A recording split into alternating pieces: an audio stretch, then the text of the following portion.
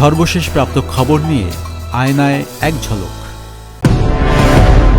জাতীয় সংসদ নির্বাচনে মরণাস্ত্র ব্যবহার করবে না বিজিবি, জানালেন ঢাকা সেক্টর কমান্ডার। নিরাপদ ভোট নিশ্চিতে ব্যাপক প্রস্তুতি। সিরাজগঞ্জ ও টাঙ্গাইলে যাচ্ছেন তারেক রহমান, বক্তব্য দেবেন নির্বাচনী জনসভায়। নেতাকর্মীদের মাঝে ব্যাপক উৎসাহ উদ্দীপনা। বিশ্ববাজারে স্বর্ণের বড় দরপতন, দুদিনে কমল ৮০,০০০ টাকা। বাংলাদেশের বাজারে পড়েছে প্রভাব, ভরিতে কমল ৩০,০০০ টাকা। মারাত্মক আর্থিক সংকটের মুখে পড়েছে জাতিসংঘ, জানালেন অ্যান্থনিও গুতেরেস। সদস্য রাষ্ট্রগুলোর কাছে চাঁদা পাঠাতে চিঠি।